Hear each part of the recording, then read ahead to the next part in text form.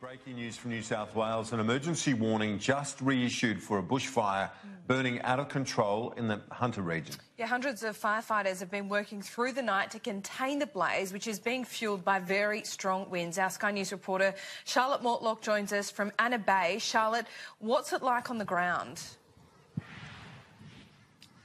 Well, look, guys, the most concerning feature today is definitely the wind, and that's actually what we saw yesterday. Of course, this bushfire near Campvale in New South Wales, Hunter region, it's burnt through around 1,300 hectares already. Now, as you say, there have been hundreds of firefighters that did their best overnight to try and contain this blaze, but unfortunately, after being downgraded last night to a watch and act, it was actually reinstated to an emergency warning around an hour ago. Of course, that has been a huge concern for the residents, particularly around Saltash.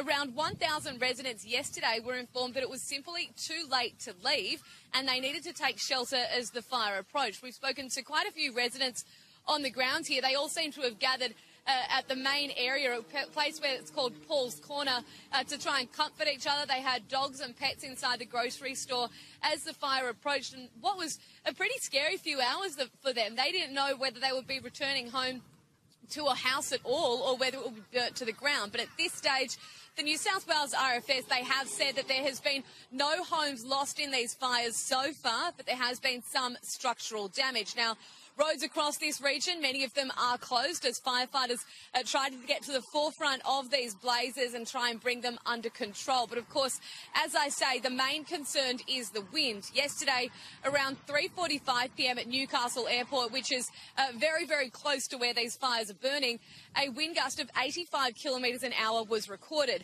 Simultaneously to that, we saw the mercury climbing up to 26 degrees and the humidity dropping down to 8%. So those dust storms that we saw across parts of New South Wales yesterday, it's actually the same feature that's brought that in. So when you see a big westerly moving across, you get that very dry air mass that sits across the centre of the country coming over the east, and that's what brought all of that dirt and dust with it, and that is certainly what is to blame for these fires that are burning across parts of New South Wales. So, of course, we did see another bushfire yesterday that was upgraded to an emergency level, and that was in Kurri, but at the moment, that is simply down to an advice level. So the most concerning fire is going to be this Campvale fire.